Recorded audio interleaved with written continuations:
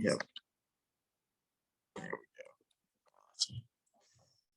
All right. Yeah, this is class 12, November 8th. I think I have everyone down who is here. I think as always, let's just start with a bit of quiet and guided prayer here. Get yourself comfortable. Just take a deep breath.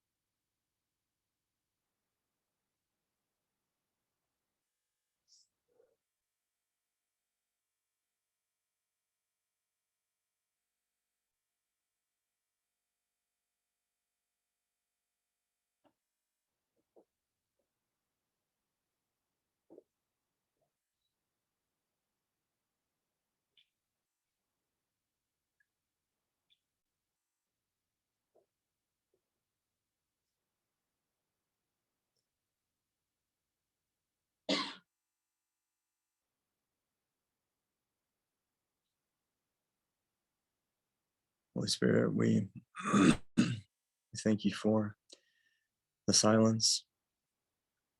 We thank you for a few moments of resting our minds and our hearts and our bodies. And in these moments, we're aware of all the things that we've been holding on to throughout the day. We're aware of how tense our bodies are in different ways. Help us just to release. We set down all the things that we have on our minds that we have to do and that we're worried about for this week. We set them down, we hand them to you. We know that you have them covered.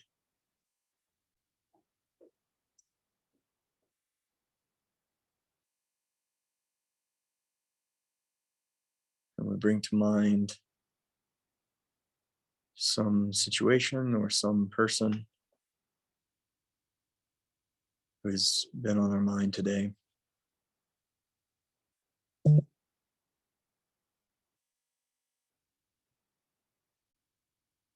And for whatever the situation is, whatever kind of feelings or emotions it engenders in us,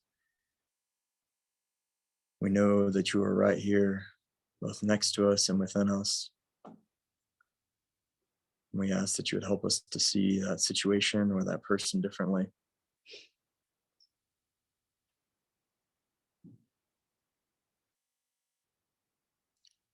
We ask that you would encircle this person or this situation in light and in your love.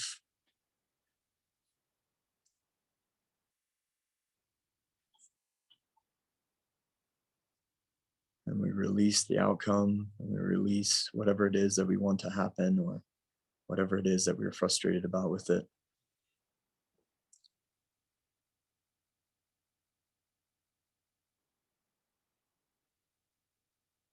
And we bring to mind someone in our life who we know just needs an extra bit of blessing right now.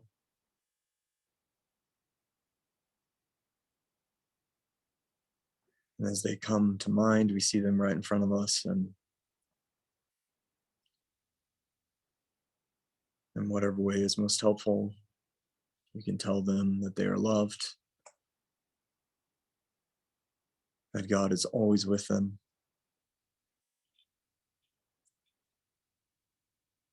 that they are forgiven, that they are innocent, they are whole, they are a perfect son or daughter.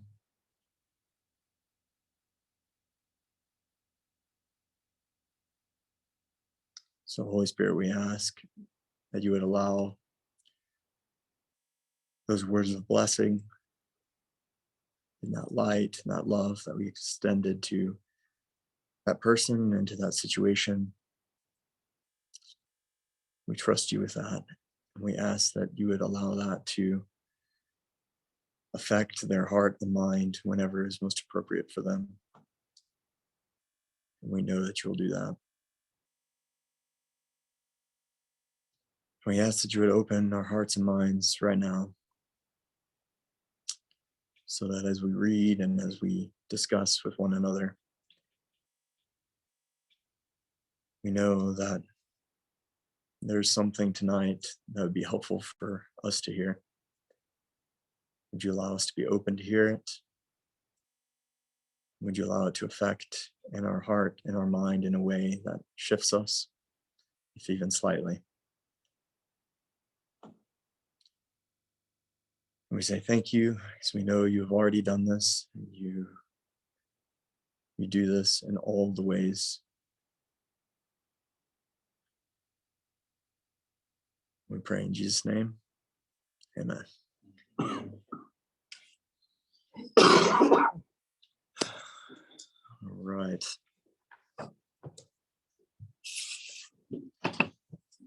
All right.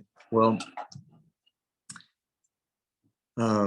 as you can see from the notes, we're picking up where we left off last week.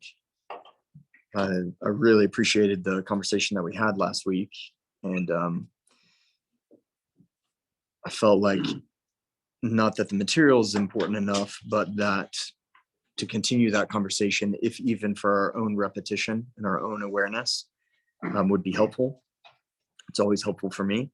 So I wanted to just continue with the notes basically from last week. So you can see at the topic, one of the main things that we said last week was one of the wonderful things I think about some of this that we've been going through and the conversations that we've been having throughout this whole class has been that it leads us to a place where we don't have to create or ascertain or try and find a bunch of new practices or disciplines or anything like that. So I really loved, I think, the awareness that we had last week where we came to an awareness. I'll just speak for myself. It just hit me really clearly that isn't it wonderful that part of what I think we've been getting from Paul and just from these scriptures and whatnot is that what it comes down to is getting to live our day-to-day lives in a different way, or rather with a different teacher, and that teacher being Spirit teaching us and utilizing every single circumstance, person, situation as a teacher to get to see the part of our mind that needs healing in that moment. And it's just so simple. It's almost too simple. You don't have to travel to any particular holy place. You don't have to wake up at 4, though that would always be helpful. But all we have to do is do the exact same things that we've always been doing, just with a different awareness, with a different teacher, with a different mind. And to me, that's just really wonderful and really freeing. So that's kind of where I want us to be tonight, as we just kind of think about some of the different ways in which we can see each situation, particularly, it can be both a positive and or a negative situation, whatever it is, but we can see each situation as triggering something in us that needs to be healed. And the way I've said to listen to the teacher, which is the Spirit, because I have in my mind Galatians 5, I should have put it up there at the top, where Paul tells us just very clearly and specifically, walk with the Spirit, keep in step with the Spirit.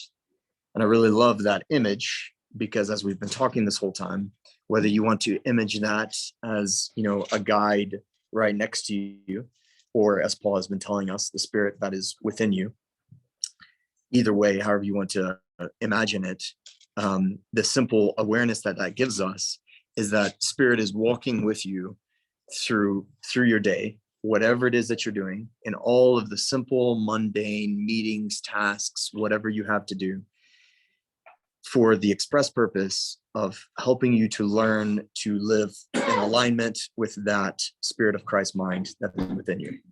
to me, again, that's just a really empowering, a really helpful kind of image to have as we move forward. So one of the first things that just wanted to hit here, we almost to it last week, but I want to just kind of re-hit it as we go through some of this. So we've talked about the reticular activating system before. This is a primary part of the brainstem that's right here, and what we call the subconscious or the lower brain. And it has a lot of functions, so don't hear me to say that it has one singular function, but one of its primary functions, one of the primary things that it does, which is super helpful, but it can also be somewhat its cause for being aware of what's going on. One of its primary functions is to scan the environment, or rather it holds the data, it, and along with the amygdala, you remember we talked about how it holds particular data of thought patterns and beliefs and events that have happened when you were young, mainly from those years 0 to 7, et cetera, et cetera. So it scans the environment and it looks for confirmation of what is being held there. And, normally what is being held there, and not just normally, overridingly what is being held there is the experience and of traumas, difficulties, things that really made us feel uneasy or afraid or anxious. All of those things are held there. It's not like it's just sitting there holding all of the really wonderful, happy moments that you had. You know what I mean? It has some of those too, but overwhelmingly is the things that were fear-based. And of course, the primary reason for that, we all know, like the primary function for that is to help you be aware of when something comes up again that could be harmful to your physical body, right? So just to say it, that is a wonderful function that plays. And I think all of our lives have been saved probably thousands of times over because of the reticular activating system. But at the same time, as we've talked, not only is it looking out for your physical body, but it's also looking out for your, whatever body you would like to say, your intangible body, which is to say your emotional body, your sense of self, right? So it's also looking out for you in that one. And that's where some of the difficulties can come in, because that's where it's looking out for the resemblance of that person who made that comment towards you, et cetera, et cetera. It's looking out for the semblance of that circumstance where you felt really uneasy because you were out of place or felt alone, et cetera, et cetera. It's looking for all these things to help you, to protect you, et cetera. But now, needless to say, what that also means is that because it holds all that, there's a lot of situations that you come up to that theoretically, they're completely neutral, aren't they? I mean, you walk into a situation where, you can think of any number of things. I'll think of one for myself. Being in a new, I remember, and I mean, one of the things that has come up for me as I've been thinking a lot about this stuff has been when I was young, being in a new classroom, right? New teacher, new students, et cetera, et cetera. I remember it as clear as day when we moved to Nairobi and we entered into school for that first time. And I had a really rough go of it for several weeks. I was that kid who cried for a really long time. You know what I mean? Yeah. And so what's interesting about that, though, even though I don't currently cry when I get into new classes, which is good, I've matured in that way. I still feel that feeling of isolation and or loneliness and or I don't have any friends, I don't have any connection, et cetera, et cetera. Does anybody know what I'm talking about? Yeah. I still feel that whenever I get into a situation where I don't know anybody, you know what I mean? And I can just feel all that just come right back up. So I've had to really pay attention to this because I've been in a lot of those situations over the past few years, and it's been really helpful. And once again, this is just that's just a easy example of how that kind of plays out and how that comes up. So needless to say, there's several responses that you can have from that. One, avoid all new places by all costs. You know what I mean? Don't go anywhere where it's going to be new. Don't be in a situation where there's just people who you don't know. Just avoid it at all costs, right? Stay home. You know what I mean? And we all know that there are quite a number of people who take that route, right? You just start to avoid anything that makes you even slightly uncomfortable. And then sooner or later, like we said last week, you end up just pretty much being home all the time. You know what I mean? Being in your little safe space, right? So of course, that's not the direction that we want to take here. So this little picture that I got from Joe Dispenza's book, I think is particularly helpful because it kind of helps us just to kind of have the picture of what's happening here. So From the words above it, you have an original inciting event, which lodges a particular judgment that you make either about yourself or about the situation, et cetera, et cetera. And then, we can just go around the circle here. So you have this is post. Okay, so then you have a present triggering event, a circumstance that brings up some of that, even subconsciously. So just so we're together, you don't always get into a situation and say, oh yeah, I remember when I was 3 and this exact same thing happened. That doesn't happen really, does it? So usually all of this is subconscious. So like this is where, the skills that we've been talking about of awareness, of paying attention to what you're feeling, what's going on in the body, paying attention to what your mind is doing, what your thoughts are doing. Because normally the way it comes, just quite simply, is through an uneasy feeling in your stomach or chest or something, doesn't it? It's just a really subtle, slight, I just feel slightly uneasy, or you're going wherever you're going, et cetera. And you just start to feel like, I don't think I really want to go there. I don't really want to do this. Now, needless to say, because this is super helpful and super aware of the reticular activating system, it's always helpful to pay attention to that, right? Because we all know that or if you know or not, there's a lot of studies done on the way in which your subconscious detects potential harm way before your conscious mind does, right? So this is just one of those things that, you always pay attention to it, but this is where you just learn to pay attention to what the signs are and this is your body mind helping you out, trying to help you to be aware, hey, potential danger here, right? And of course, this is where you can say, you scan the environment, I see Quaker people, you know what I mean? I think I'm going to be okay. You know what I mean? Just theoretically, I'm going to be okay. But so that's where you allow yourself to relax on the physical, the potential for physical harm. But that's where you just bring to mind, what is this alerting me to that it is afraid for my sense of self, my emotional body, however you'd like to say that, my sense of self. Is there any kind of potential that it's looking out for me, etc. So then, of course, you have this memorized emotion judgment. So you remember, like we read last week, there's always a emotion, energy and motion that is experienced as a particular feeling. So that is always goes along with every single thought, really, but particularly these triggering thoughts. So then, of course, if it's a particular situation where you feel like something is being done to you, now again, this is really crucial bit of something to talk about, because of course there are events that happen that are outside of your control. Okay, somebody's phone is going off there. All right. There are events that happen that are outside of your control. And of course, there are events that happen that give you the feeling, that give you the perception that they are being done to you, for lack of better words. And we don't have to go into any maybe specific examples of that. But at the same time, the thing to always be aware of is that the reticular activating system is only going to show you, and so you can just operate off of this assumption. You can operate off the assumption that whatever you see in someone or in some event, that it's coming from the reticular activating system. You can just operate on that assumption. So now the reason that's important, and the reason why we're talking about this, is because what comes up into your awareness is not just, if I can say it this way, it's not always exactly what's there. So like a person is acting in a particular way, you perceive it because of everything you're holding right here. You perceive that in a very particular kind of way, right? But the person next to you could be perceiving it in an entirely different kind of way. Are we together? So very specifically, this is what we need to pay attention to, is that I want to say every time, but I'll just say almost every time, what you perceive, what you see is a part of what is within you. So just say it that way. Are we together so far? And the reason that's important is because, have you noticed how easy and often it is for us to find the flaws in people? Have we noticed that? Are you talking about projection? Yeah, 100%. So projection is the word for it.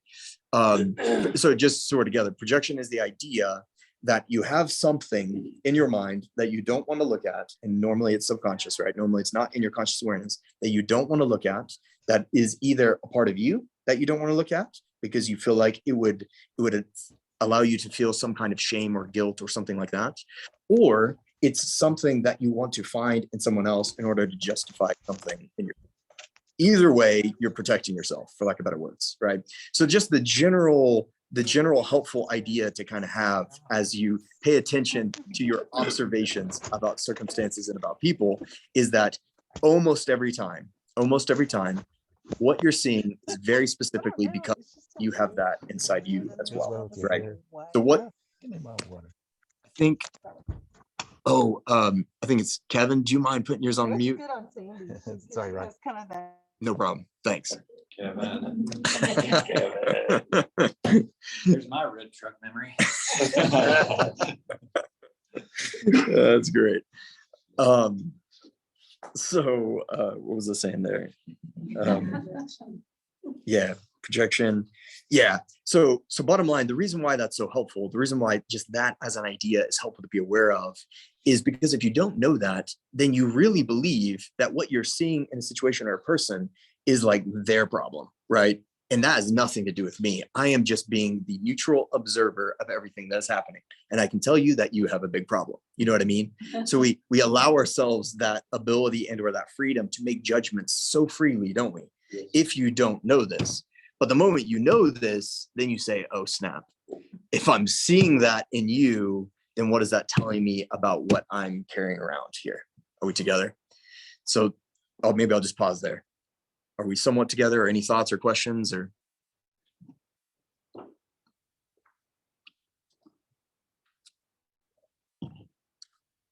Okay. If not, great. Let's just keep going. So one of the wonderful sentences that I just wanted to put there, of course, by Carl Jung, is until you make the unconscious conscious, it will rule your life and you will call it fate. What I don't know how does anybody hear that statement? What does it mean to you, or how do you hear it?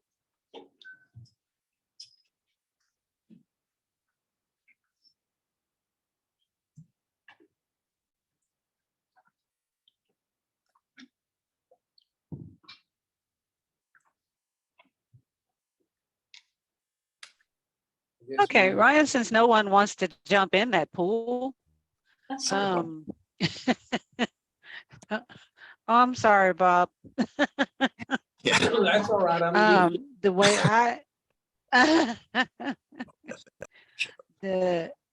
the way I hear it is, as long as you are unaware of your problems and your bad habits and or even your good habits, as long as you're unaware, they are sabotaging you in a way, and we'll just think, oh, well, that's just fate.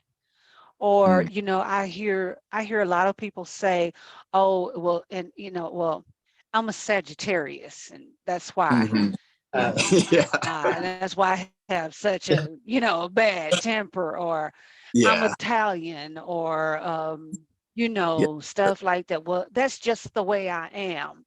And it's like, well, no, then you just need to work on changing, right?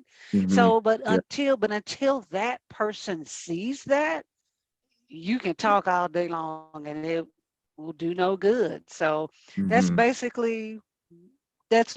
basically what I hear, until the stuff that's going on back here, becomes, until you become aware of it, it can be detrimental, and you'll think that, oh, well, this was God's will, or it's fate, or whatever you want to call it, and which that we know that's not the case.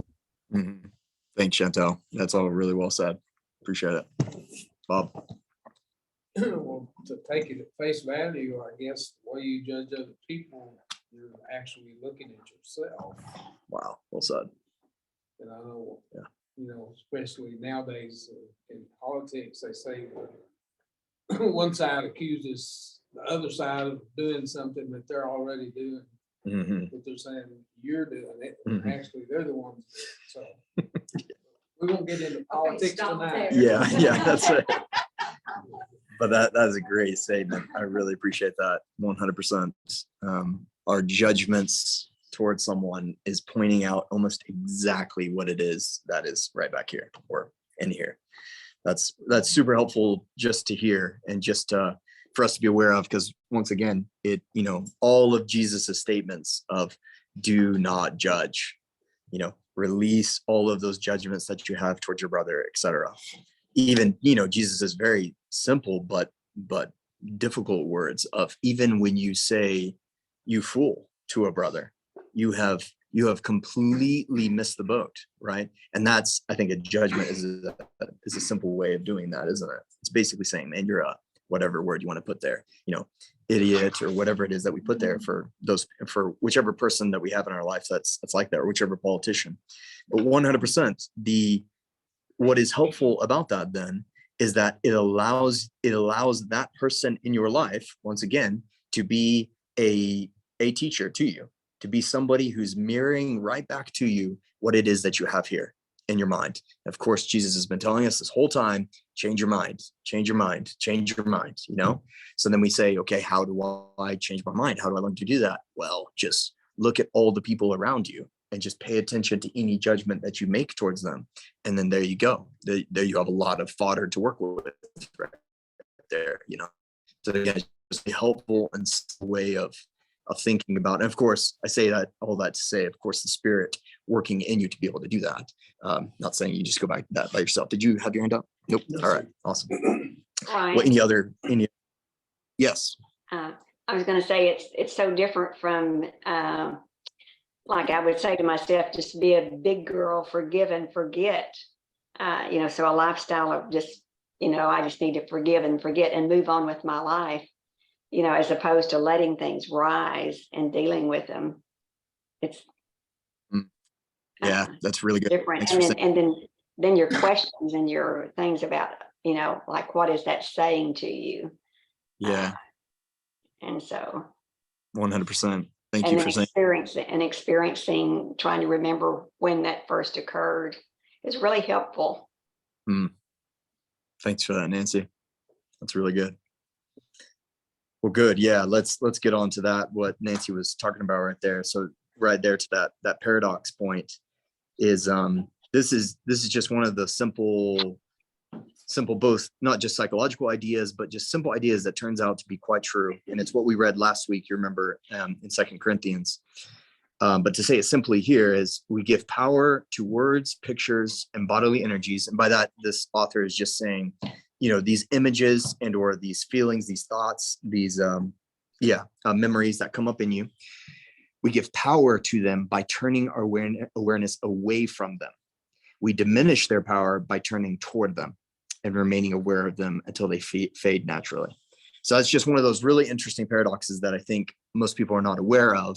And it's quite simply our natural disposition, even as it relates to the reticular activating system, to run away from it, to like get away from anything that is remotely uncomfortable or triggering or whatever.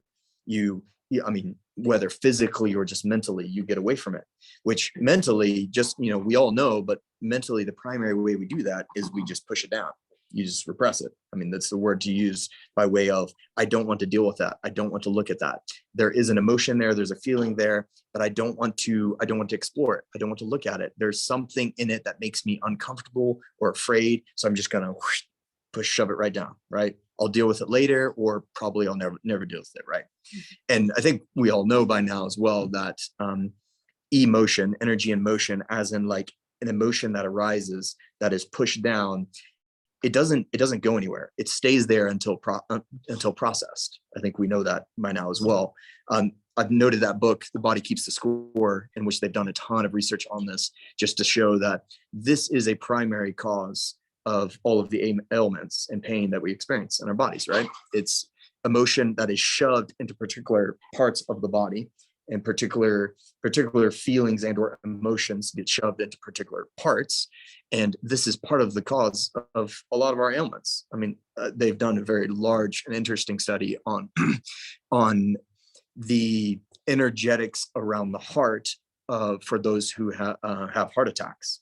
And what they have noted is that there's an enormous amount of stuck energy around the heart, which they note as, in a bunch of different studies, as resentment and anger. That's largely where resentment and anger is held. It's all right around here. And also fear is as well. I see some nods of head. I think some of us have read that in several places, but that's just really important to know, just to know that it's not like you're not doing yourself a favor by not looking at it. It's just going to come out at some point anyway, and or it's going to manifest in the body in some kind of symptom. So once again, though, let me just say something about that.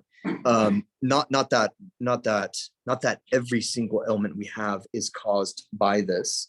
And I think that wouldn't be great to say that there's a singular cause anyway, but just to say, once again, we can see that it's really helpful. Even our body is a bit of a mirror for us, because our body is a picture or a symbol of what is going on in our mind. I mean, I think we know that, I won't say that we all know that, but some of us are aware of the way in which your body helps you to know the particular things. Say it this way: when you have a particular symptom in your body, you have a particular pain or something that's going on. What is it doing? It is alerting you to something that is the problem, right? And that is its way of getting your attention, right? Your whole body is conscious. I mean, your whole body, it's not as if you're only conscious up here and you're dead everywhere else. Your whole body is conscious, and it's a body mind. It's an integral singular unit. So it's trying to help you out. I mean, 100%. So anytime you have a pain anywhere, a question to ask is, what is that trying to tell me? And to sit with it and to ask it that. I mean, seriously. And like, there's a lot of people who you can become so attuned to it that you can sense what is going on real fast. And I am not that great at it, but I've had several instances where it's become very clear to me real fast, just with sitting with something, that knowing exactly where that's come from. And you get kind of the way it works is, if you have a symptom in your body and you just say, here, throw some aspirin at it or whatever, dull the symptom, you're shooting the messenger is what you're doing, right? Because it's trying to alert you about something, and you're saying, nope, I don't want to deal with that. You know what I mean? So like, once again, this is where just that conscious awareness and sitting with not just things that appear to be external to you, but things that are also internal, or you experience as internal, right? So what I put there in italics was, we've mentioned this several times, but I just want to say this, one of the primary reasons why these words are helpful to me and helpful to us, I think, as followers of Jesus, and of, from some of these scriptures that we have read, that we know that we have died with Christ, we have raised with Christ, our true self is hidden with Christ in God, as we read last week, and that, Paul told us that ridiculous statement last week that we're actually seated with God in the heavenlies now, et cetera, all those statements. That to me is the primary foundation and or ground that we stand on when we to allow us to be able to say, okay, now I will look in the face whatever it is that I feel to be fear or darkness or anger or frustration or whatever, right? Because think about it, if somebody doesn't have that foundation, if they don't know who they are, they don't know that they are safe in God's love, et cetera, do you think that they're going to have the courage and or the desire to look at whatever darkness anywhere? Do you think they're going to do that? No, I don't think so. And in fact, that's been our experience in Malawi. This is one of the things that we've talked about, because it's just one of those ideas that if you think God is against you, you are going to do every single thing you can to shove every bit of what appears to be darkness as far down as you possibly can, right? Because out of sight, out of mind. And I mean, like, it's really funny, but the subconscious actually functions like that, kind of like a little child. If it's out of sight, then it's just not there, right?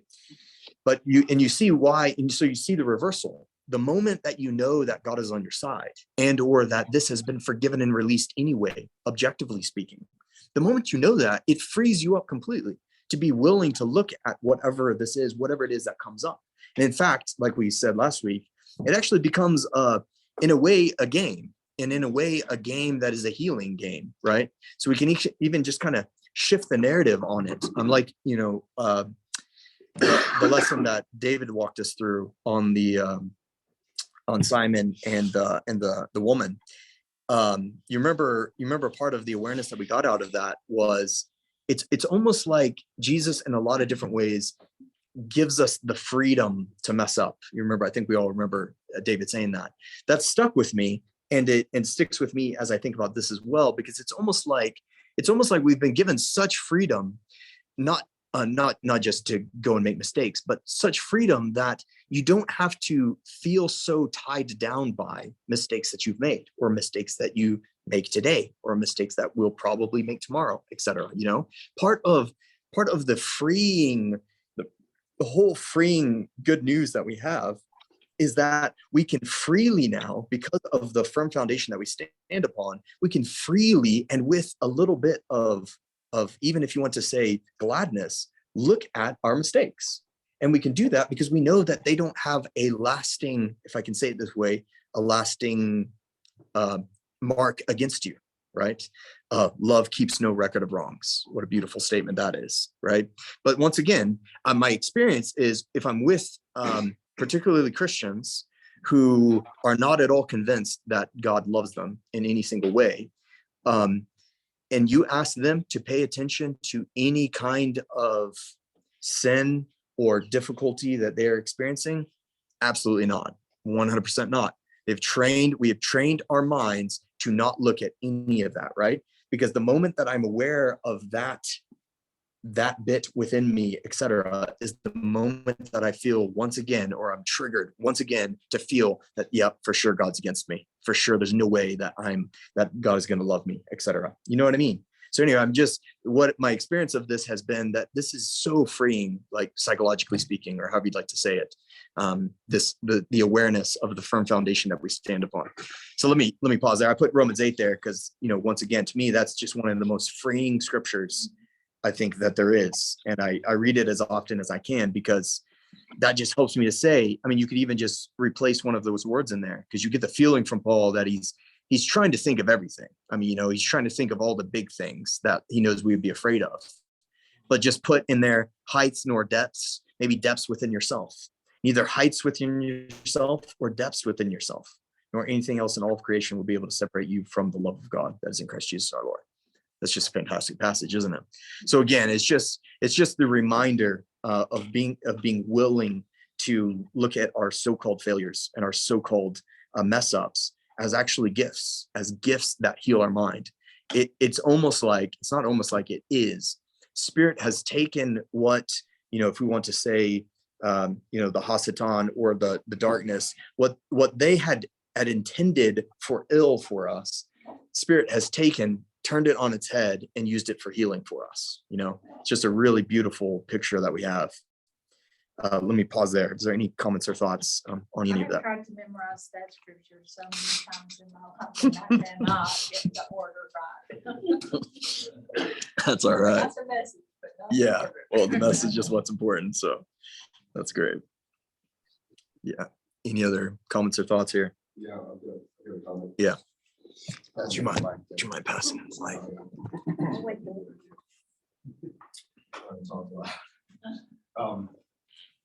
That last point, I think is really helpful to think about. And as I hear you say that, thinking about suffering in any form, or even I could argue just a retreat. And one of the staple things was, of course, just like all of us would know, is that to grow, you have to suffer in some way. So in a sense, just on the component of not killing yourself whenever you make a mistake, or the way you said it at the end, seeing these as opportunities, I find that to be a really helpful perspective. It made me think in the Gospels, I taught the Gospels class with students at TTI, and in Matthew, one of the things that as I studied, it kind of came out, was in the Sermon on the Mount, it's where Jesus is talking about turning the cheek, that whole thing, and he says, don't resist, do not resist an evil person. And the way they kind of talked through that was basically welcome the person, of course, but welcome the difficult situation and circumstance. And then they point to the end where Jesus does that with Judas and turns to him and says, friend, do what you have to. And he kind of pointed to say, one of the trajectories of that gospel is to be able to look ahead and eventually welcome, the betrayer, welcome the suffering, and say friend, turn to it and say friend. And so the way you kind of phrase that, That's really good. Yeah, thanks for that.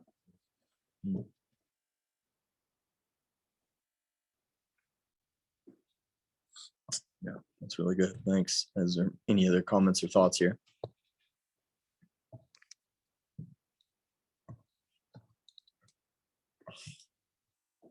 Okay, if not, let's just keep right on going then. So I just wanted to put this in here about addiction. This comes from this first gentleman that we're on the backside that we'll look at. And I just thought this was really helpful. It's kind of like a side add-in, but it's what we've been talking about. And I feel like when I read this, I felt naturally I felt the, oh snap, I think I'm an addict in a whole lot of different ways. You know what I mean? But it's a really helpful awareness, isn't it? Because for him, the definition is the repetitive, compulsive need for and use of anything, including any substance or activity, in order to escape uncomfortable or painful thoughts, emotions, and sensations that are arising. Isn't that a pretty good definition? Because once again, it gives us a ton of empathy for anyone who has any potential or any addictive behavior of some kind, because you can start to see kind of where it's coming from. But one, you can note also how I think that encapsulates a lot of our activity, just quite simply. I mean, for me, an activity can be anything. Of course, it can be watching TV shows, reading, exercise, shopping. Of course, each one of those can also be a very strategic escape from a particular way of or a particular experience, etc. And I don't mean that has to be negative. It can be neutral in that way. But also just for us to pay attention to, is there any way in which we escape uncomfortable thoughts and or feelings that arise at any given point or time, so as not to have to look at them? And that's probably worthwhile to think about some.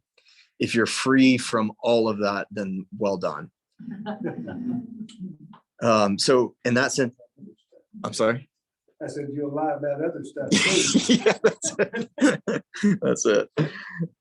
All right. So an addict is an insatiable seeker, he says, one who addictively looks for satisfaction or happiness in the future, but never truly finds it. It is the seeking and the seeking identity of the addict that renews the addictive cycle. And I put notice the belief in present scarcity and the assumption that it is some external event in the future that can give me what I want. So this just takes it to a whole nother level, because I think it is a large part of the human experience to believe and to think that the grass is greener on the other side, isn't it? Just 100%. And we pretty much do that.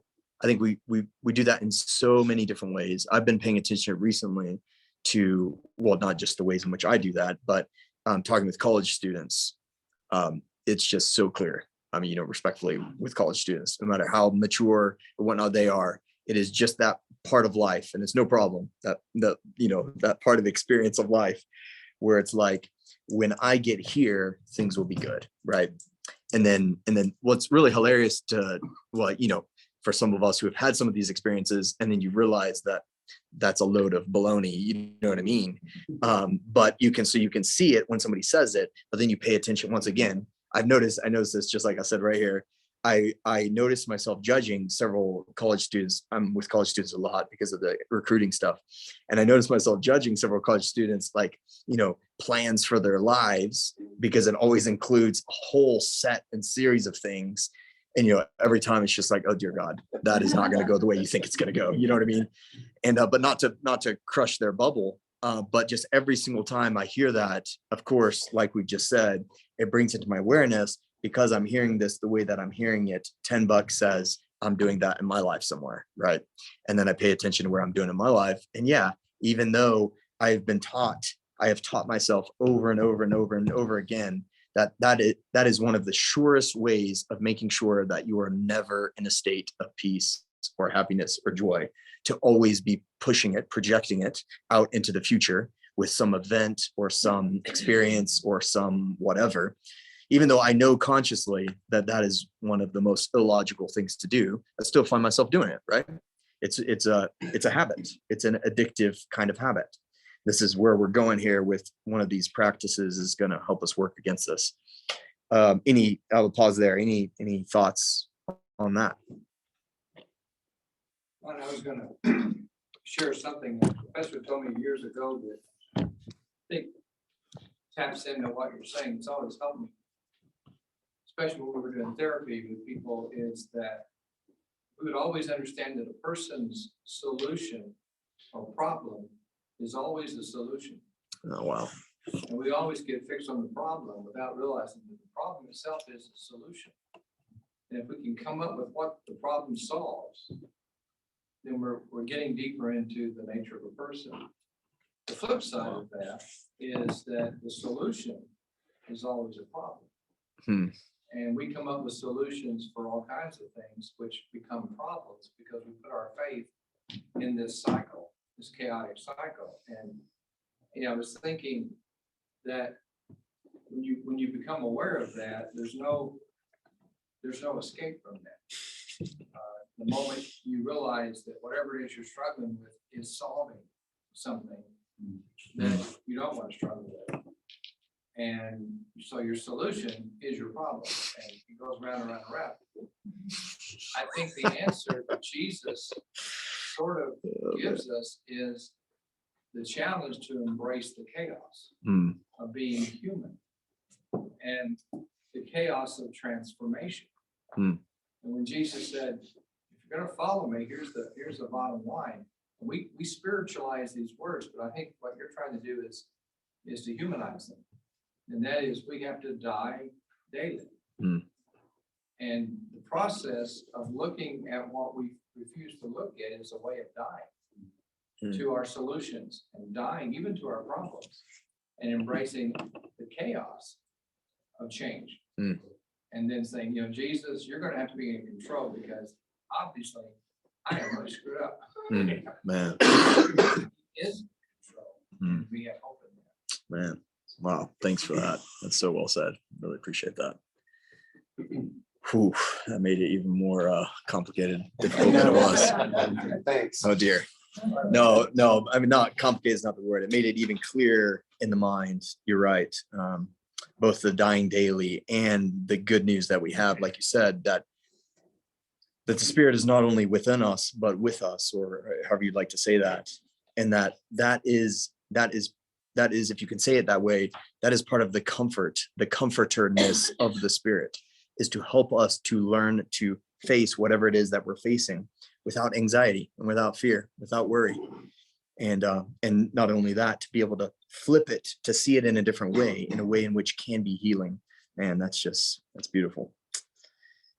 Well, thanks for that. Well, let's just hit right here. I've read this in a number of different places, but this gentleman, Scott Kilby, who works a lot with addiction, he notes in his book, one of his books, that one of the most helpful things that one of the most helpful practices, that is the simplest thing in the world, that he has people that he works with do, is whenever something comes up that's uncomfortable, you give it the thank you phrase.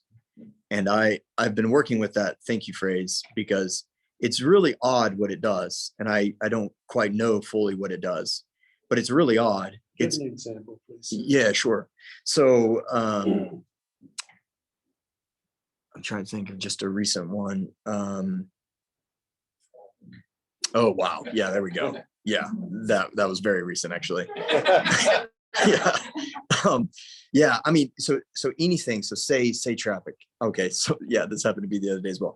It happens every day when you drive, doesn't it? I mean, like somebody cuts you off, or some, bless their hearts, really elderly folk drives really slow. You know what I mean? It happens like every day. So yeah, I know. I was very gentle. I was very, yeah, it's probably Bob. And this is such a wonderful example, actually, because not only does it happen every day, but it's one of the most meaningless things to be frustrated with, isn't it? I think we can all agree. And yet, for at least some of us, at least at some point in our life, it is a cause, it is a trigger for an enormous amount of frustration, isn't it? If you don't watch it, if you're not careful with it, right? So like an example is when you feel whatever it is that you feel, when you're kind of in a hurry and you're trying to get somewhere and somebody pulls in front of you, and then, as it always happens, people pull on both sides of you so you can't get out, you know what I mean? So like, you're blocked in and you're trying to get somewhere and you're just like, well, I'm guessing I'm going to be late, right? And so you're feeling whatever it is that you're feeling. So now this is such a wonderful example because, of course, you have the option of sulking or of continually, allowing that to get bigger and bigger and bigger, et cetera. Now, the obvious question is, what good is that going to do you? Like literally zero good. Like not only is it not going to help you get to wherever it is that you're going, but worse than that, you are actually creating a red truck story for yourself, right? You're putting this right back into you. So now it's just going to happen even more the next time, right? So you're like doubly charging it, right?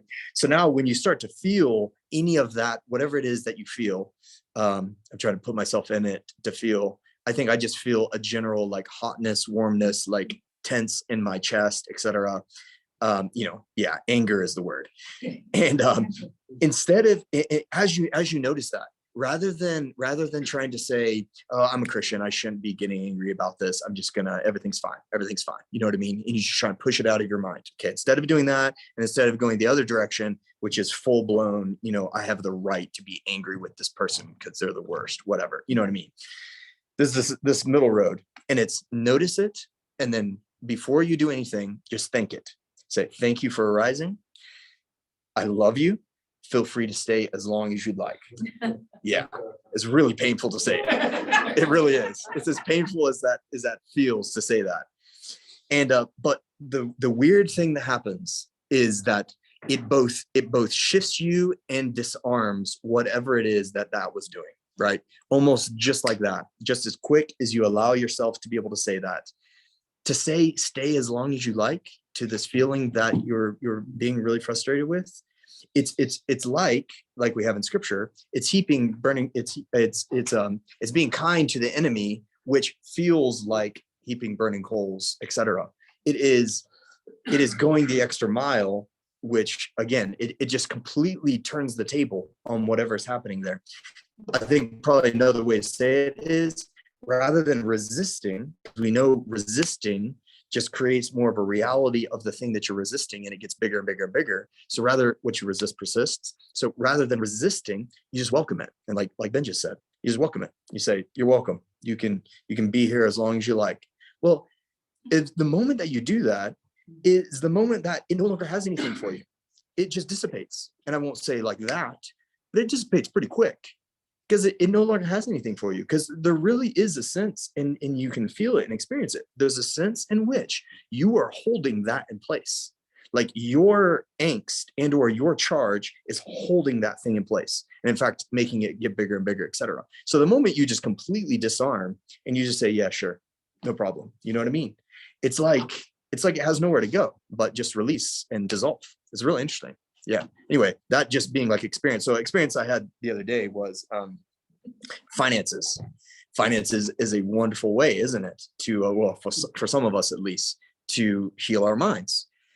Because for me, anytime that I get a bill that I didn't know was coming, y'all know what I mean, specifically medical bills, because, dear goodness, those companies, we went to the doctor back in February, just got the bill yesterday.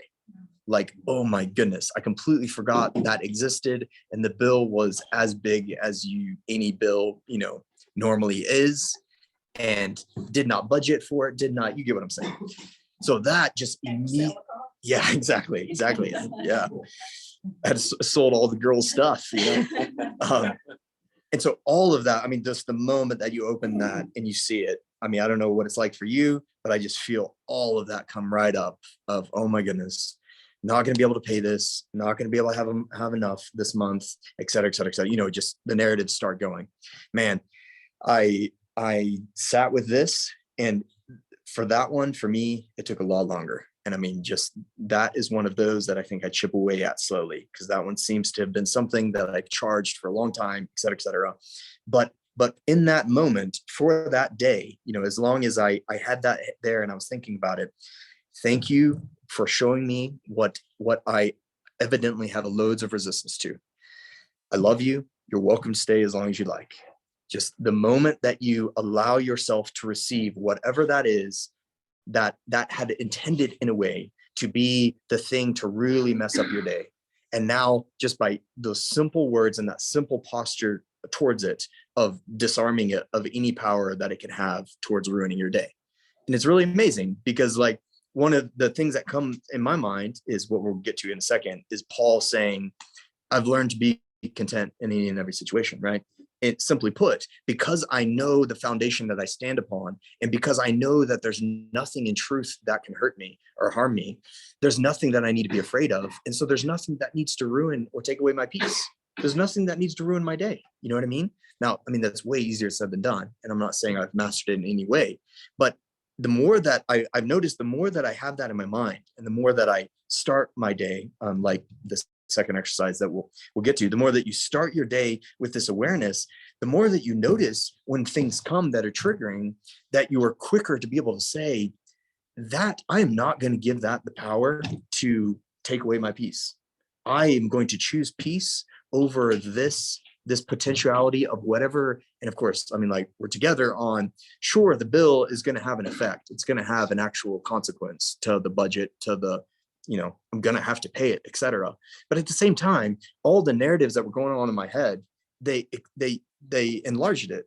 They increase the magnitude of how bad it could be. You know what I mean? Just like that, so fast. So I think that's part of what it also is. It's not saying that it dissolves, you know, anything that comes into your life and there's nothing you have to deal with. Of course not. It's things you have to deal with, but it dissolves the potentiality of that thing to actually take away your peace, which to me is a way of saying I am choosing to remember the truth of where I stand in this moment, rather than forget the truth of where I stand and allow this to disturb my whole whatever day experience, etc.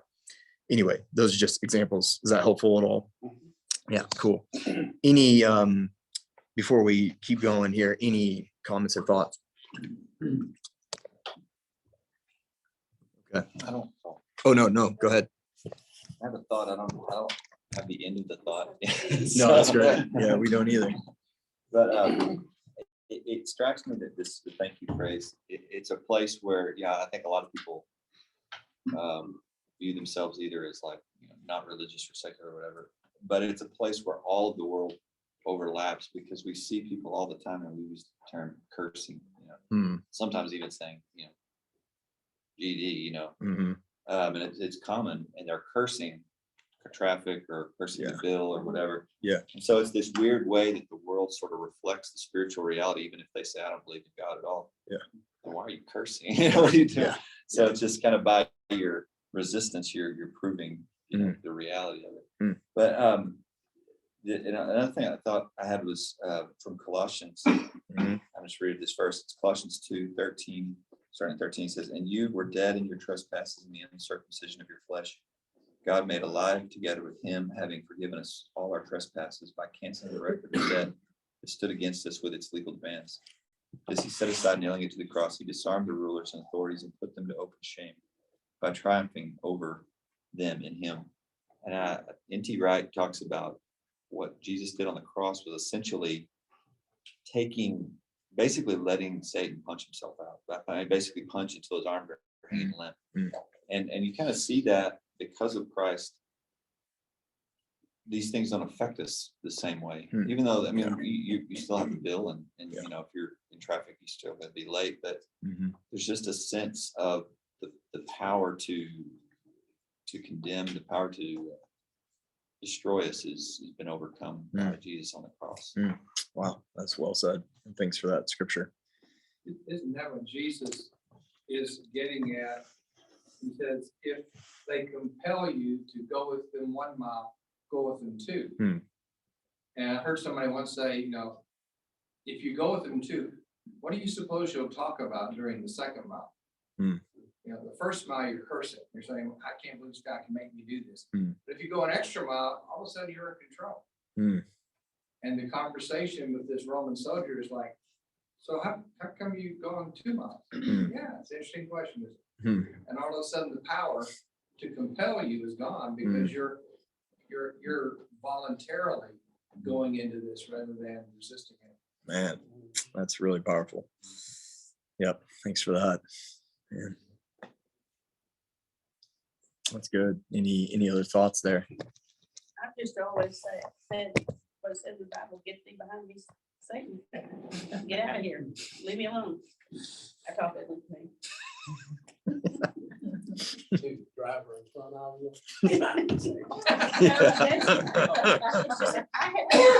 Get these. I just. Yeah. But I might tell you that. Especially if Farrell Hall's right in front of you. Oh, man. Maybe said that about going the second mile, so we could talk about, what I thought was, to say to him, I love you, and you could stay as long as.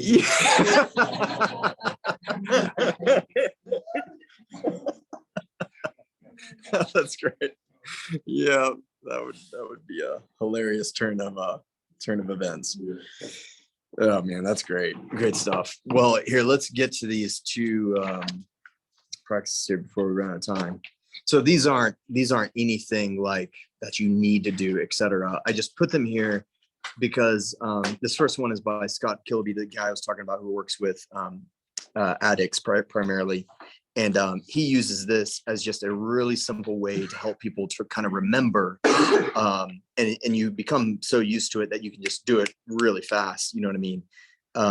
And to help people to be able to kind of come back to their right mind. So like we would say it, and I've rewritten some of this to say, if you find yourself in a fear-based mind, these are kind of several helpful thoughts to help bring you back to the Christ mind and or to spirit who is within you and with you, to help you to be able to see the situation differently and to experience it differently and to look at whatever needs to be looked at. So the way this person has helped, it's I'm free. It's a mnemonic device. You can see like it starts with I'm, me, focus, I'm free. Yeah. Okay. I thought I had changed it for a second. Yeah. So it's I'm free right down the middle there. But whether you remember that or not, quite simply, it's like we've said, you experience yourself with some kind of frustration, just stop for a second and notice. Okay. And just notice it. Don't try and change it. Don't try and do anything. Stop and notice and remind yourself the trigger is about what is going on within me, right? It's not about them. It's not about whatever they're doing. Maybe they are indeed doing something that is unhelpful. Okay. And you have no control over that. What you have control over is the way in which you are going to respond and or to perceive it. Right. So let this be a healing event rather than a adding another red truck event.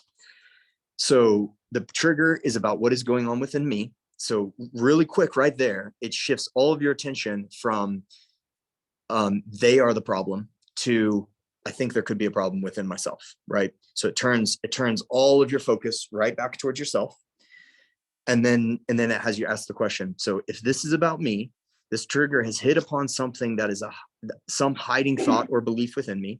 And because I've noticed it, we've already been through this, my RAS has found this trigger to justify or has allowed me to get really frustrated with this particular event in order to just justify a belief that I have about myself or showing me something that I don't want to look at within myself. And that I just put there, everything that you see in someone else is a reflection of what you have in yourself. And it is there as such, as a gift for healing. So then focus on the feelings, just sit with it, feel it, name it, be present with it. Don't run from it. Of course, if you want, if it helps you, ask it what it wants to tell you. I think you'd be amazed at some of the ideas that come into your mind if you do ask a particular feeling or emotion what it is that it's trying to tell you. I think it's almost like a game, and just feel it like a game. You don't have to be serious with it. Just say, if you were a character, if you were like Inside Out, we've all seen that movie, probably wonderful movie, isn't it? And just think of any emotion that you experience, think of it like one of those characters, right? And then as such, you can just ask the character, okay, what is it that you are trying to tell me here? Like, what is it that is scaring you? I mean, if there's something that is fear, etc. It's almost like the more playful you are with it, the more I think comes up into your awareness as to what's actually going on. So, and here's where what's just really important. We've said this several times, kind of, but I just want to say this clearly. Like, well, we have said this several times. Can you notice that whenever there is something that you are experiencing in your body, notice that there's a part of you that is noticing what is happening? Are we together? We've said this several times, but it's just the really odd and interesting and wonderful bit of the human experience. And it's quite simply that if you don't notice that you are observing something in your body, then you're enmeshed in it. And it's almost like you are the emotion, that you are so enmeshed in whatever is happening that you can't get out of it. And you become the anger, emotion, etc. Just like Inside Out, right? It's like, but the moment that you have the awareness that there is something that you are experiencing as anger within you, you have a little bit of a gap between that and that emotion in yourself. Are we together?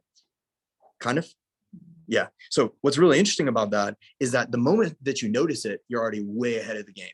Like you're way ahead, right? Because now you have the power to direct what happens with that emotion, right? So it's just to say, like, this is where it just takes that little bit of practice, but you can notice it. I notice it so much now with the girls, like, because, you know, just being where they are in their developmental stages, etc., and emotion overtakes them, right? I mean, like 100%. And it's like, what you have to do quickly, I mean, all you parents, you know it, is figure out how to help them to disassociate for a second. That's not the word I want to use, but to help them to get that little bit of gap in between what it is that they're feeling, what the feeling, the emotion that's overtaking them, get that just a little bit of a gap for a second so they can kind of see what's happening, right? This, with one of our girls, this is a particular experience for them. I mean, you know, visually, like when you see it, is like they have no ability at the moment to actually observe that emotion, right? It just completely overtakes them.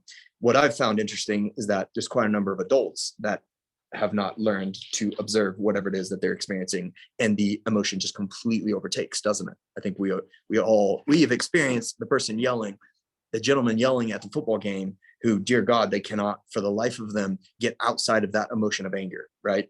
I think we've all experienced and or noticed something like that. So the key point here is just quite simply that the moment that you say, I am experiencing this, and I'm experiencing a feeling of whatever anger or frustration or sadness or whatever in my gut, the moment that you do that is the moment that you have a massive gap in between your awareness and your decision-making ability of what to do with that emotion. Are we together? And what's so helpful about that is that it doesn't overtake you. It doesn't have to overtake you. It won't. Well, I can say, you know, if you practice like that, it won't overtake you. Anyway, step 4, remember my ancient feelings. Now, this can be really fast, and or if nothing comes, don't worry about it. This is like not that big a deal. I always like to say this is not that big deal, because you don't actually have to remember the origin of whatever it is for it to be healed. You don't have to. And so just let yourself off the hook completely if like something comes up and you just cannot, if you say, like, where has this come from? One helpful question to ask is, when was the last time I experienced this emotion, right? Or this experience? When was the last time? That usually comes to mind real fast, because usually it's recent past, you know what I mean? But you certainly don't have to go, oh man, when I was 3, what happened? You know what I mean? Don't do anything like that. So if nothing comes up there, just keep going. That's just to help you have an awareness of how this is continued on. Establish my judgment of myself. So step 5, this is just where you become aware of whatever this is that is bringing up within you. If you were to just be playful with it, if you were to ask yourself, what is it that I feel like this is telling me about myself? What is it that I don't like about what this is telling me? And just try and pay attention to what it is. And it's usually, I mean, you know, there's only a number of things, and normally there are a couple things that get repeated over and over and over, whatever it is. I'm worthless. I'm not good enough. I will never get over this. Whatever it is, there's some judgment there that this is massively triggering. And of course, that's part of why it's so powerful, it's so strong, is because that's one of the primary things, we all have them, that we've interiorized these particular belief statements and or judgments about ourselves that we interiorize from our parents or friends or whatever. I have a really easy one that I can share. One of my friends, I happen to remember the origin, but it's irrelevant to remember the origin. But oh, sorry, I think somebody's not on mute there. Yeah, no problem. Me. No problem. There was, I mean, this is just, it's one of those really little things that, like, you know, now hearing it, I can say that it's silly, right? But when I was in 7th grade, we did this play, this drama thing, and I was one of the key actors. I happened to have been the centurion, It was redoing the Passion narrative, and I was a centurion, right? And I thought I did a pretty impressive job, right? And but my friend did not, or he was just being a normal 7th grade boy, and he just told me that I was the worst actor he's ever seen, etc. Yeah, that lodged right there, right? Because I didn't know any better, and I had no ability to discern how silly of a thing that was to say, etc. So ever since then, I've how would you say? I don't want anything to do with a play. I don't want to be in a play, right? I don't want to ever be in any place where I have to act or do anything like that, right?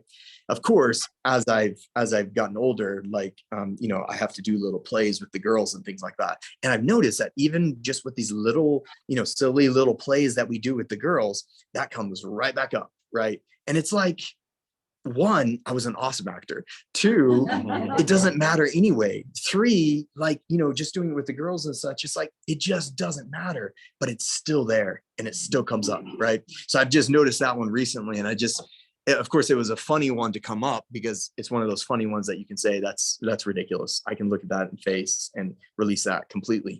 Others of them are not as ridiculous as that. But anyway, that's just a really simple explanation of that. And then what you do, step 6. So this is where like all of this work that we've been doing with Paul's texts, I think, comes into play, because this is where you get to remind yourself of all of these truthful statements about you, like the Colossians 2 that Del just read. Whatever they are that are most powerful for you, like my experience has been, if you just write down a few of those statements that Paul says, that Jesus says, whatever, that are most powerful for you, and you have them kind of like readily on your mind, it shifts everything so fast. I mean, just so fast, right? Because when you're in it, you allow yourself to go through that. And it's kind of like, once you've done this several times, 1, you can go through it really quick, but 2, it's coming. Step 6 is coming. So like, again, like I said, you start to not even be really worried with whatever it is that you're finding here, whatever darkness that you're finding, because you're coming to step 6, and you get to remind yourself of all of the truth about yourself, right? And so the joy in this to me is, and I think what happens in my experience of what happens is all of step 4, all of step 3, 4, 5, it pales in comparison to the feeling that you get with step 6. I mean, just as simple as that. And especially if you've allowed yourself to practice step 6. And that's one of the things that, like, first thing in the morning, just practice step 6. I mean, seriously, like, do that one as often as possible. And easily, anytime something comes up, you will easily be able to shift it and turn it back around to step 6, which is like, I just wrote some statements here. If they're helpful for you, keep them. If not, write your own. For me, it's always helpful to give my willingness to Spirit. Like, so this is the thing that we've been talking about. It's the surrender bit. It's the, I am willing to surrender this judgment about myself, and thus my judgment also about whoever it was that incited the event. I am willing to surrender that judgment, right?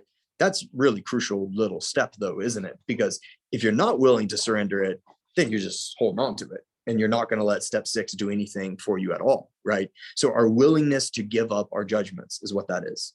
My willingness to give up my judgment about myself, about my brother and sister, whoever it was, or about that situation.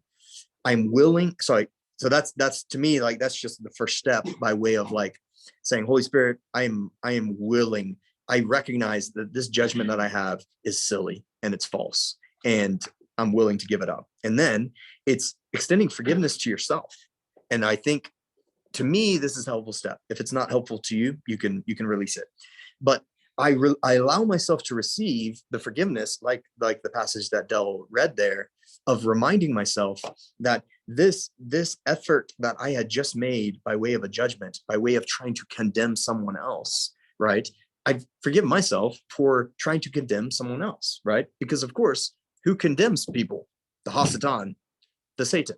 That's the Satan's job, right? So anytime we find ourselves in that little job of condemning someone or judging someone, we just played really nicely into the role of the Hasatan. You know what I mean? So like, extend forgiveness to yourself for playing into that role, knowing, of course, that all of that is forgiven and that you don't have to hold that or as a charge against yourself or anything like that. Then asking Spirit to see it differently. And to me, that's a really helpful moment, because it's just a moment of being able to say, I haven't seen this rightly. in my normal Ryan mind, I don't have a good way of being able to judge this person or this situation, whatever. So I don't really know what the best statement about this to make is. And in that way, like I just said, it's being willing to surrender judgments. And again, like it keeps coming back to that because I just keep noticing for myself, but I think in general, how much we love to hang on to our judgments about any and everything, but particularly about other people and about ourselves. And then of course it's asking Spirit, would you help me to know and to feel what it is that is actually true about me, what it is that you would want to say towards me with this. And that's where you just allow yourself to receive all of those wonderful statements, scriptures, words. And there's tons of ways you could do that. One of the ways is if you don't feel much, no problem. Maybe the charge was a bit much, etc. But you can, there's a little trick that is sometimes fun and interesting, and other times maybe it's not so helpful, is to just imagine a small feeling of whatever it is that you want to experience or to remind yourself of, whether it be a feeling of comfort, a feeling of love, a feeling of what it would be like to feel the freedom that we have in Christ, etc. And then say times 10. Now I want to feel that times 10, and allow yourself to allow it to amp up times 100, times 1,000, etc. It's just a really interesting the way in which your body mind will play along with that, and you'll feel something expanding. And that's just as an idea. Okay, let me pause at that one, and I want to hit the second one before we pause, so that we can be done with this. But any thoughts or comments? Okay, then really quick here, so that we don't have to come back to this. This is Dispenza's, we read Joe Dispenza last week or 2 weeks ago.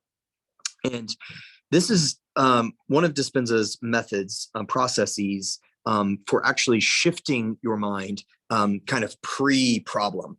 This one is kind of like when you're in the thick of it, it's kind of how to help you like shift and release when you're into the thick of some trigger, whatever it is. This one is more like planning, it's more like do this when you're in a state of being able to actually bring something to mind and sit in it, etc. So really first thing in the morning, this kind of thing is helpful, or whenever you want to do it, once a week, whatever.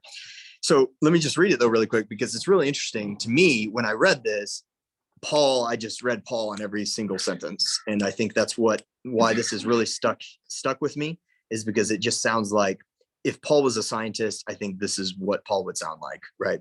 So first he says, we'll notice how through conscious mental rehearsal, the thinking brain, so the neocortex, remember, uses knowledge to activate new circuits and new ways to make a new mind. Then our thought creates an experience, and via the emotional limbic brain, remember the middle, the second brain, that produces a new emotion. And then our thinking and feeling brains condition the body to a new mind. So finally, if we reach the point where the mind and body are working as one, the cerebellum enables us to memorize a new neurochemical self. And our new state of being is now an innate program in our subconscious.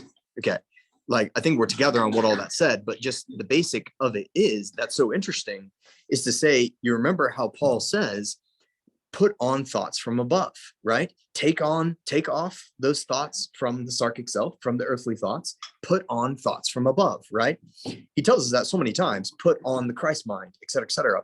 This is what I hear when I hear Dispenza saying this, because of course what he's saying is, if you want to experience the fruit of the Spirit, so like this is how I think about it, think of one of the fruit of the Spirit, and an idea would be to work on a particular fruit of the Spirit, either one per week or one per month, just as an idea. And you imagine, well, here we'll come to what it is, but it's quite simply, it is the thought of it. It is putting on a new thought. It is experiencing it. It is allowing your limbic brain to catch up with the experience of what that feels like. And you're doing that. And then we'll see in the pattern there, you imagine yourself throughout your day in different scenarios with that fruit, with that, whatever that is that you want to practice. You mentally rehearse yourself being there, and you mentally rehearse yourself responding in a way that is equivalent to whatever that fruit is, or whatever that thing is that you're thinking about. You can use this for anything, but I just think about it by way of the fruit of the Spirit. Now, just so we're together, I don't even need to tell you this, but this does not negate the work of the Spirit in our hearts and minds 100%. In my mind, what this does is the same thing Paul is saying is, here's a simple and practical way of thinking about not just how the mind shifts, but also the way in which Spirit can walk with you through this shift of your mind, right? But it's the part that maybe we play in it. So then he says, when you become conscious of those unconscious aspects of the old habituated self, rooted in the operating system of the subconscious, you are beginning the process of changing anything about yourself. You start becoming aware of many aspects of the old self, and you begin to plan a course of action related to a new self. So, I mean, he uses those words, which again, just like Paul. So he says, you can literally learn to become your new self in any and every situation. You no longer become dependent on external circumstances to incite happiness or peace inside of you. You become superhuman in that your new inner self dictates how you feel instead of external circumstances. And who does that sound like to you? Yeah, Paul, Philippians 4, I have learned the secret of being content, whatever the circumstances. I know what it is to be in need, and I know what it is to have plenty. I've learned the secret of being content in any and every situation, whether well-fed or hungry, whether living in plenty or in want. I can do all this through him who gives me strength. Now, the reason why I think this is on my mind anyway is that in Philippians 3 and 4, he utilizes the term in Christ. I think it's 5 times, just right in a row. It's almost like every paragraph, if not every other paragraph. So it's almost like when I'd seen that at one point, it just made me think, I think this is what Paul is getting at. The more that you experience yourself as being in Christ, the more that you are able to put on that new self and to actually experience being in that new self, regardless, once again, of your external circumstances. So like what I hear in that is what we just said a second ago as well, is quite simply that there's nothing outside of you. There is nothing outside of you that has the power of taking away that truth of you being as your new self, the new creation, being in Christ, et cetera, et cetera. And it's just reminding yourself of that. So very quickly here, I know we'll need to pause, but the way in which Dispenza has you kind of walk through this is very similar to Paul in my mind. He uses, just like Philippians 3 or the beginning of Philippians 4, Paul also notes, begin with gratitude, of course. So begin with gratitude, because of course that gets you out of any feeling state of habitual thought patterns, etc. So you begin with gratitude, whatever way that looks for you. And then what emotion or habit is it that you want to instill? You name it, you write it down, however you want to instill it. Then you think of a time when you felt it and allow yourself to experience that, to feel it, right? And then you imagine yourself exhibiting that emotion in the present in whatever circumstances throughout your day, etc. Visualize yourself, mental rehearsal, and then giving thanks, like as we've said, that it is already true about you anyway. So to me, the reason why I wrote that down there is that I've been practicing like an abbreviated version of this for a long time now. I guess like maybe 2.5 years or something. And an abbreviated version to where I just shifted this and said, well, and let me say, I just shifted this and said, what if in the morning, instead of thinking about my to-do list and getting stressed about all the things that I have to achieve today, and then like, especially when we're in Malawi, but it's the same everywhere, all sorts of surprising things come up throughout your day. And then you're even more stressed that you're not getting to all your to-do lists and all the things that you actually need to accomplish that day, et cetera, et cetera. So that was a particular thing in my, habitual thought pattern of, to-do lists and getting things done. So I just thought, what if instead of doing that at the beginning of the day, what if I practiced responding to anything that came up in a way that exuded more peace and or that in a way that it wouldn't affect me so much. So that's what I started doing with this. And so like first thing in the morning, I will practice, I will mentally rehearse my day as best as I can and imagine particular scenarios coming up that would trigger me, that would be frustrating, and allow myself to experience each of those in a way in which I can exhibit a little bit more of the fruit of the Spirit, namely gentleness and kindness and patience and self-control 100%. So again, the mental rehearsal bit is really crucial to this because you actually, and we don't have to go into like how the whole thing works, but quite simply, your mind does not know the difference between what you are or the limbic and into the subconscious. It does not know the difference from what is happening in your external environment, like with you, and what you're rehearsing in your mind. It doesn't know the difference. It will instill patterns, whether you're using your imagination or somebody is actually cutting you off or whatever it is that they're doing. That's one of the brilliant things about the mind. And that's why this works. This is why the mental rehearsal works. And this is why I think Paul is so insistent to tell us that you have to practice putting these thoughts on, whether he knew it or not. But it turns out he's correct that your mind actually shifts if you do practice these, whatever it is, fruit of the spirit or whatever it is that you're working on. In the same way, and then I'll close here. In the same way, just as a thought, the other way in which this is the most helpful thing in the world is when you know you're going to go and see someone who you have had a difficulty with, right? Like we were talking about with a teacher or somebody in your workplace or a family member. When you know you're going to go see that person, or even if you don't, but especially on the days when you know that you're going to see somebody who you have slight friction with, this is brilliant, right? Because all you have to do is just practice. You just practice in your mind. What's hilarious about it is that athletes use this like nonstop. Like this is one of the most brilliant things of psychology that like people have realized. And I did it, playing football as well. Like you mentally rehearse all the plays, whatever the plays that you're going to do. And if you actually, I remember a very particular game in which I mentally rehearsed one particular play over and over and over and over and over, because I knew that was the play that the coach was going to call often, because he told me that. So I mentally rehearsed that play so much that, no joke, that I scored on it a number of times because I imagined exactly what I thought was going to happen, like, and where the people were going to come and what I was going to have to do, et cetera, et cetera. And it happened exactly like that, right? It was just like playing out exactly what I had been playing in my mind. And I remember that because I think I logged it away in my mind. I didn't know yet that like an even better use of that would be something like this with the fruit of the spirit or something, but just log that in my mind to say like, man, that is one of the gifts that God has given us with our brain to be able to make those shifts. Okay, that was a lot. I'm sorry. I just didn't want to have to get back to that next week. Any comments or thoughts on any of those two practices there? On that number one, Yeah. use gratitude, and then number two is what habits you will instill in yourself. Reminds me of several years ago, there was a man on James Dobson, and he was always in a hurry when he drove, even when he didn't need to be in a hurry. Mm. And red lights, he hated them. He would sit there and stew, just wait. And so one day he thought, said, well, I'm got to do something about this. So he prayed for the person in front of him. And he said he got to where he would hope that the green light would turn red, so he could sit, because he would just look at people around him in the cars. Wow. And he got looking forward to that. So he replaced that anger and hurry with something a little more worthwhile. Wow, that's a beautiful story. Thanks for that. 100%. We can put that into practice, man.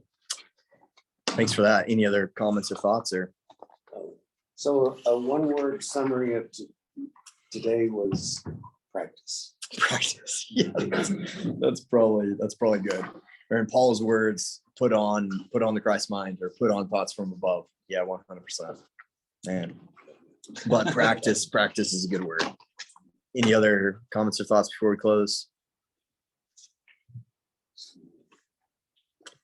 Okay. If not, let me just close this here with a prayer, and we'll be ready to go. Father, we're so grateful for today. We're so grateful for these scriptures we could look at, this content that we could look at. We're so grateful for the reminder that we have of not only practicing, doing our part in practicing, but that you are always with us and within us and enabling us to do exactly this, enabling the change of mind and change of heart within us. And we want to say thank you for that. And we want to say thank you for all the ways in which I think each of us have experienced a shift of mind, in the last years or months, knowing that you have been working within us. And we want to thank you for the shifts of mind that we are experiencing and will experience even this week, as we see people differently, as we see situations differently. We thank you for all the ways in which you're doing that. And we praise your name. In Jesus' name we pray. Amen. All right. Thanks, everyone. Thank you, guys. See you guys. Thanks. Yes.